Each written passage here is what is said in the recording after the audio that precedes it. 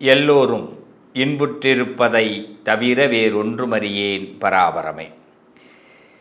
எல்லா செல்வங்களையும் பராசக்தி அபிராமி எல்லோருக்கும் தந்தருள வேண்டும். நம்மளுடைய வாழ்க்கையில் நினைக்கக்கூடிய எந்த ஒரு விஷயமாக இருந்தாலும் அந்த விஷயம் நடப்பதற்கு ஒரே ஒரு சக்தி நமக்கு தேவை. ஒரு சக்தி, ஒரு பவர். அந்த பவர் இருந்ததுன்னா எந்த ஒரு விஷயத்தையும் நம்மளால் ஹேண்டில் பண்ண முடியும். அதே துஷ்ட சக்தியாக இருந்தால் ஒரு விஷயத்தை நம்மளால் செயல்படுத்தவே முடியாது. அதே நமக்கு இஷ்ட சக்தியாக இருந்தால் அந்த விஷயத்தை செயல்படுத்த முடியும். இப்போ உதாரணம், ஏதாவது ஒரு வார்த்தையை அம்மா சொன்னால் நமக்கு ரொம்ப கோபமாக இருக்கும், அப்பா சொன்னால் ஆறுதலாக இருக்கும், நண்பர்கள் சொன்னால் ரொம்ப சூப்பராக இருக்கும். அதே ஒரு வார்த்தை அம்மா சொன்னால் சூப்பராக இருக்கும், நண்பர்கள் சொன்னால் பிடிக்காது, அப்பா சொன்னால் சுத்தமாக பிடிக்காது. ஆனால் வார்த்தை ஒன்று தான், அது யாருக்கிட்டேருந்து வருது அப்படிங்கிறது தான் ரொம்ப முக்கியம். நம்ம வாழ்க்கையில் பல பிரச்சனைகளை உண்டு பண்ணுறதே என்னென்னா, ஏதோ ஒரு பவர், ஏதோ ஒரு சக்தி அந்த நேரத்தில் நம்மளை லைஃப்பை மாற்றி விட்டுரும். காலையில் பொழுது முடிஞ்சு எழுந்திருக்கிறோம், விடியுது, நிறைய பேரோட வாழ்க்கை விடியாமல் கூட போகும். என்னன்னு கேட்டால், நல்லா தான் சார் நினச்சேன், நல்லது தான் சார் நினச்சேன், நான் இது மாதிரிலாம் நடக்கும்னு எதிர்பார்க்கவே இல்லைன்னு ஈவினிங் சொல்லுவாங்க. நான் சாதாரணமாக தான் சார் இந்த ஃபோனில் பேசினேன், சாதாரணமாக தான் சார் இந்த எஸ்எம்எஸ் அனுப்பினேன், சாதாரணமாக தான் சார் நான் இந்த விஷயத்தை பார்த்தேன், சாதாரணமாக தான் சார் நான் நடந்தேன், இப்படி போகும் நான் எதிர்பார்க்கவே இல்லை அப்படின்வாங்க.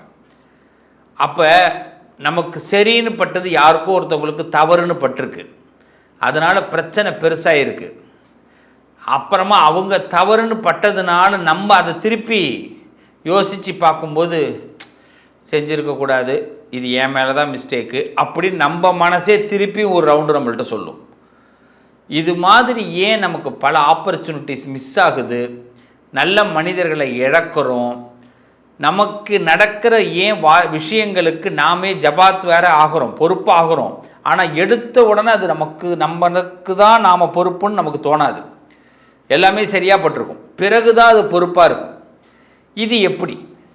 நாம் தான் ஒரே ஆள் தானே, நம்ம என்ன டபுள் கேரக்டராக நடிக்கிறோம்? நம்ம ஒரு படத்துலலாம் நடிக்கிற மாதிரி டபுள் ஆக்ஷன் அதெல்லாம் இல்லையே. அப்போ நம்ம ஒரு விஷயத்தை ஏற்றுக்கிறோம், கரெக்டாக இருக்குது, அதே இன்னொரு விஷயத்தை ஏற்றுக்க முடியல இன்னொரு நேரத்தில், அப்புறம் திருப்பி நமக்குள்ளே நம்ம மன்னிப்பு கேட்டுக்கிறோம். இப்படியே பல பிரச்சனைகளை சந்தித்து பல விஷயங்களை இழந்து நல்ல நேரத்தில் கைகூடுற நேரத்தில் வார்த்தையை விட்டு வகையாக சிக்கினவங்க எத்தனை பேர் இருக்கும் யோசிச்சு பாருங்கள். எத்தனை ஆப்பர்ச்சுனிட்டிஸை மிஸ் பண்ணியிருக்கிறோம். உடனே நம்ம என்ன பண்ணுவோம், என்ன ஆச்சுன்னே தெரில சார், இனிமேல் இந்த பொழப்பே வேணாம். தொழிலை வெறுக்கிறவங்க உண்டு, குடும்பத்தை வெறுக்கிறவங்க உண்டு, தன்னை அனாதை போல் பாவித்து கொள்ளக்கூடியவர்களும் உண்டு. இனிமேல் இந்த உலகத்தில் யாருக்கும் எந்த உதவியுமே செய்யக்கூடாது, நான் இப்படி நினச்சி அதை செய்யலை அப்படின்னு நம்மளை நாமளே திட்டமிடுறதுன்னு கூட தெரியாமல் குழம்பி நிற்போம். இதுக்கெல்லாம் காரணம் ஒன்றே ஒன்று தான், ஏதோ ஒரு சக்தி, கிரகத்துடைய தன்மை நம்மளை மாற்றுது. அப்படி எந்த கிரகம் நமக்கு சாதகமாக இருந்தால், எந்தெந்த கிரகம் சாதகமாக இருந்தால் நமக்கு நல்லது நடக்கும், எந்தெந்த கிரகம் சாதகமாக இல்லைன்னா நாம் வாயை பொத்தின்னு இருக்கணும் அப்படிங்கிறத பற்றி தான் இன்றைக்கி பேச போகிறோம். இது ஒரு அவேர்னஸ் வீடியோ தான். கண்டிப்பாக நம்ம வாழ்க்கையில் அதுக்கு என்ன பரிகாரம் பண்ணிக்கணும், எந்த கிரகம் சாதகமாக இருந்தால் நம்ம பேசுகிறதெல்லாம் ஓகே ஆகும், எந்த கிரகம் சாதகமாக இல்லைன்னா நம்ம பேசுகிறதெல்லாம் ஆப்போசிட் ஆகும். ஒவ்வொரு ராசிக்கும் ஒவ்வொரு கிரக மாற்றங்கள் ஏற்படும், நல்ல கவனிங்க. அடுத்தது அதுக்கு என்ன பரிகாரம் பார்க்கலாமா? வாங்க. அதாவது யாருக்கு உதவி அப்படின்னு ஒன்று வேணும்னா மீனராசியை நாடினா உதவி கிடைக்கும். அதாவது தன் கை இழந்தால் கூட நட்பு நமக்கு வேலை செய்யும். நமக்கு நம்பிக்கையை இழந்தால் கூட நம்ம மனசாட்சி வேலை செய்யும். அந்த நம்பிக்கை என்னைக்கெல்லாம் இழக்கிறோமோ மற்றவங்களுக்கு நம்பிக்கையாக இருக்கக்கூடியவர்கள் இந்த மீனராசிக்காரர்கள்.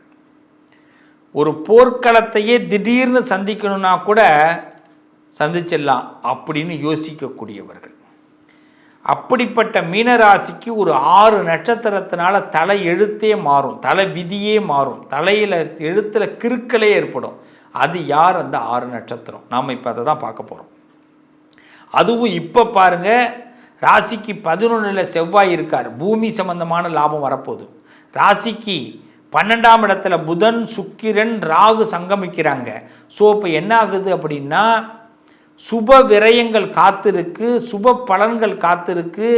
நமக்கு எந்த இடத்துல ரெகக்னைசேஷன் கிடைக்காம இருந்ததோ, நம்ம புத்திசாலித்தனத்தினாலையும் பணத்தினாலையும் நம்மளுடைய எண்ணத்தினாலையும் அந்த ரெகக்னைசேஷன் கிடைக்க போகுது. இதுக்கு எந்த விதத்துலையும் ஆப்பு வைக்காமல் இருக்கணும்னா ஒரு 6 நட்சத்திரக்காரங்கள்ட்ட கவனமாக இருக்கணும். 6 நட்சத்திரத்தன்னைக்கு அந்த விஷயத்தை ஆரம்பிக்காமல் இருக்கணும். அப்போ தான் நமக்கு இந்த விஷயங்கள் ஆப்பு வைக்க மாட்டாங்க. இல்லைன்னா நமக்கு பார்த்து ஆப்பு வச்சு விட்ருவாங்க. நம்மளே இப்போ தான் முன்னுக்கு வரோம். கடந்த காலங்களில் 2.5 வருஷமாக பார்த்தீங்கன்னா தோ நடக்க போகுதுன்னு எங்கெங்கே என்னென்ன பண்ணுறோன்னு தெரியாமல் உட்காந்துருந்தோம். 5 வருஷம் கடந்துட்டோம்.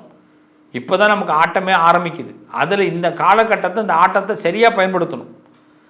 அப்போ எந்த 6 நட்சத்திரம் நமக்கு செட் ஆகாது? அப்போ ஒரு நட்சத்திரம்னா எந்த நட்சத்திரம் தான் நமக்கு செட் ஆகும்? அது இப்போ உங்கள் ஜென்ம நட்சத்திரத்தை எடுத்துக்கோங்க. உத்திரட்டாதி, ரேவதி, பூரட்டாதி. பூரட்டாதி, உத்திரட்டாதி, ரேவதி நட்சத்திரத்தில் நீங்கள் ஒரு காரியத்தை செஞ்சீங்கன்னா சக்ஸஸ் ஆகிடும். ரொம்ப டபுள் டக்கராக நீங்கள் வரணும்னா ஒரு 3 நட்சத்திரம் இருக்குது. அதை நான் அடுத்த பதிவில் சொல்கிறேன். அதை பற்றி அதிர்ஷ்டத்துக்கான பதிவில் நான் சொல்கிறேன்.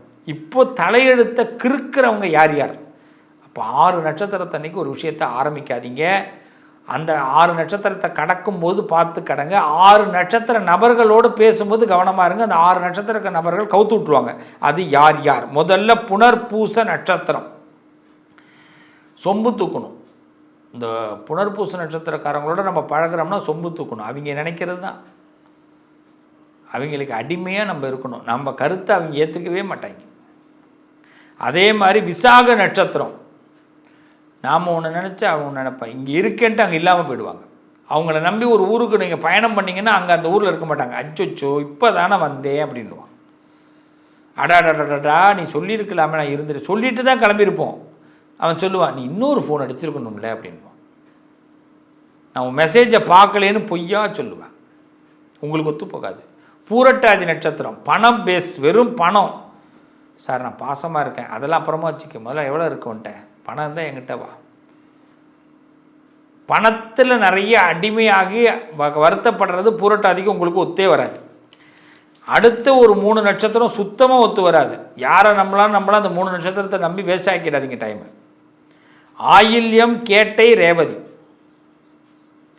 இந்த நட்சத்திரக்காரர்களை நம்பாதீங்க. ஆயில்யம், கேட்டை, ரேவதி. அதனால தான் சொல்லுவேன், பூரட்டாதி உத்திரட்டாதி ஃபஸ்ட் கிளாஸாக இருக்கும். ரேவதி நட்சத்திரத்தில் ஒரு காரியத்தை நீங்கள் ஆரம்பிக்கிறீங்க அப்படின்னா இன்னொருத்தவங்களை நம்பி தான் ஆரம்பிக்கணும். உங்களை நம்பி ஆரம்பிக்க முடியாது. ஏன்னா இன்னொருத்தவங்க கெடுத்துருவாங்க.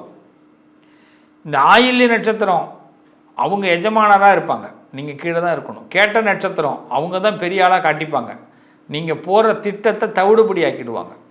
ரேவதி நட்சத்திரம் சைலண்ட் கில்லர் ஆகிடுவாங்க. ஸோ இப்போ இந்த 3 நட்சத்திரம் மொத்தம் 6 நட்சத்திரம்.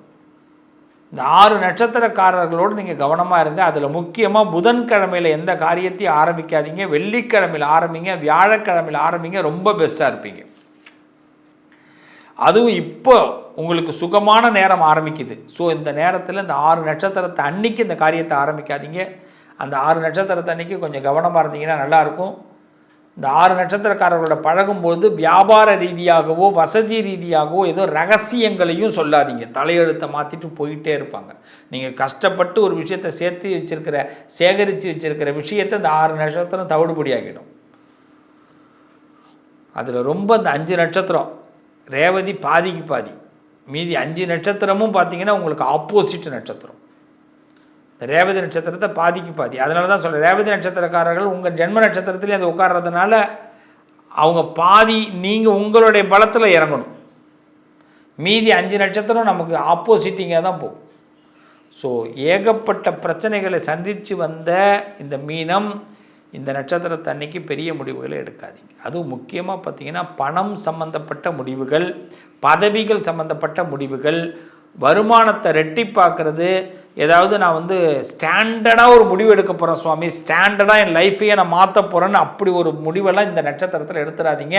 ஸ்டாண்டர்ட் கிடையாது, தொடர்ச்சியாக போடும். நம்ம போட்ட கணக்கு மிஸ்ஸாக போயிடும். மிஸ் ஆகலாமா? ஆகக்கூடாது. அதனால் இந்த நட்சத்திரத்தன்னைக்கு கொஞ்சம் கவனமாக இருங்க.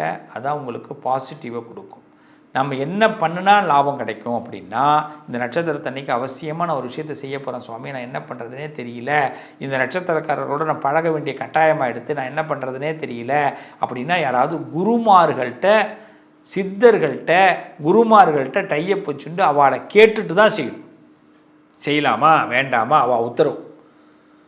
அது மாதிரி சுயம்பு லிங்கம்னு சொல்லுவாங்க. சுயம்பா உருவான சிவனை போய் பாருங்க, சித்தர்களை பாருங்க. இவ அனுமதி இல்லாமல் பண்ண முடியாது. நீங்கள் இந்த பதிவு பார்க்குறீங்க, 15 நாளுக்குள்ளே பார்த்தீங்கன்னா இந்த பதிவை நம்பினீங்கன்னா 15லேருந்து ஒரு மாதம், அதிகபட்சம் ஒரு மாதம், 27 நாள் தான். அதுக்குள்ளவே பார்த்தீங்கன்னா ஏதாவது சுயம்பு சிவலிங்கத்தை பார்க்க வேண்டிய கட்டாயம், இல்லை சுயம்பு சிவலிங்கத்தை பற்றி தெரிஞ்சிக்க வேண்டிய கட்டாயம் ஏற்பட்டுடும். ஸோ இப்போ அந்த அளவுக்கு நமக்கு பலம் இருக்குது இந்த நேரம். அதுவும் முக்கியமாக பார்த்தீங்கன்னா சுப விரயம், சுபஸ்தானம். அதனால் 10 ரூபா பணத்தை போகிறதா இருந்தாலும் பார்த்து போடுங்க. இந்த நட்சத்திரக்காரங்களோட நான் டையப் வச்சுட்டு கஷ்டப்படாதீங்க. அப்புறம் பணத்தை விட்டுடாதீங்க. பணம் பணம் பணம் அதில் தான் முக்கியம். பணத்தை விட்டுடாதீங்க. அதுமாதிரி யார்ட்டையாவது ஒருத்தவங்கள்ட்ட பேசுகிறேன்ற பேசி அதில் 1 ரூபா கிடைக்கும், 3 ரூபா செலவாயிடும். அதனால் பேரிழப்பு. அதில் மருத்துவ விஷயங்களில் கவனமாக இருங்க. மெடிசன் சம்மந்தமான விஷயங்கள், பிள்ளைங்கள் சம்மந்தமான விஷயத்தில் கவனமாக இருங்க. இந்த நட்சத்திரத்தன்னைக்கு ஒரு ஊர் பயணங்கள்லாம் போகாதீங்க, ஆப்போசிட் ஆகிடும். அதாவது ஒரு முக்கிய முடிவுகள் எடுக்கும்போது ஆப்போசிட் ஆகும், பார்த்துருங்க. இதுக்கு நான் சொன்ன பரிகாரம், எதாவது செய்ய வேண்டிய கட்டாயமாக இருந்தால் சிவனை கும்பிடுங்க. பெரிய மனுஷங்கள்ட்ட ஒரு உத்தரவு கேட்டுக்கிட்டு ஆரம்பிங்க. சித்தர்களை கும்பிடுங்க. சுயம்பு லிங்கத்தை கும்பிடுங்க. சுயம்பாக உருவன சிவலிங்கத்தை கும்பிடுங்க. அம்பாளையும் கும்பிடலாம். இதுதான் மீனத்துடைய நிலை. மீனத்திற்கு எந்த 3 நட்சத்திரம் ரொம்ப பெஸ்ட்டாக இருக்கும், அந்த நாளில் நம்ம ஆரம்பித்தா கோடீஸ்வர யோகம் இருக்குங்கிறத நான் அடுத்த பதிவில் சொல்கிறேன். வாழ்த்துக்கள், நல்லதே நடக்கும். உங்கள் அதிர்ஷ்டத்திற்கான தீர்வு: கல்வி, பதவி, யோகம், தொழில் வளர்ச்சி பெருக. ஜாதகம், வாஸ்து, திருமண பொருத்தம் பார்க்கவும், பிரசன்னம் கேட்கவும். Positive line doctor Sivasri Manikanda Sivam. தொடர்பு கொள்ள வேண்டிய வாட்ஸ்அப் எண் 7904137178.